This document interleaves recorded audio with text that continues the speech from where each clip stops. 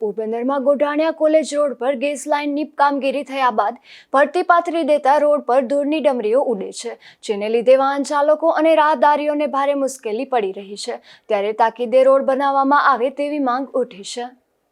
પોરબંદરમાં ગેસની pipeline fit કરવામાં આવી રહી છે, ત્યારે ગોઢાણીયા કોલેજ નજીક અને કોલેજ રોડ પર ખોદકામ કરવામાં આવ્યું હતું અને પાઇપલાઇન કામગીરી પૂર્ણ થતાં રોડ પરના ખાડાઓમાં ભરતી પાથરી દેવામાં આવી છે। કેટલાક સ્થળે તો મસમોટા ગટર જેવા ખાડા પડ્યા છે। ઉલ્લેખનીય છે કે કંપની દ્વારા લાઇન ફિટ કર્યા બાદ જે પ્રમાણે રોડ હોય તે મુજબ ભરતી પાથરવાની હોય છે અને મનપા દ્વારા રોડ બનાવવાનો હોય છે। આ રોડ પર ભરતી હોવાથી ધૂળની ડમરી ઉડે છે। આ રોડ પર સતત વાહનો દોડે છે અને સ્કૂલ કોલેજના છાત્રો પસાર થાય છે। બસ પણ આ રોડ પરથી પસાર થાય છે, ત્યારે ધૂળના કારણે છાત્રોને અને આસપાસના વેપારીઓને મુશ્કેલી પડે છે।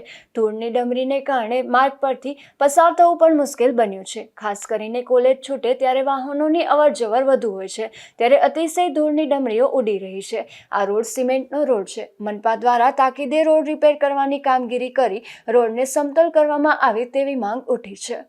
નિપુલ પોપટ, ગુજરાત ન્યૂઝ, પોરબંદર।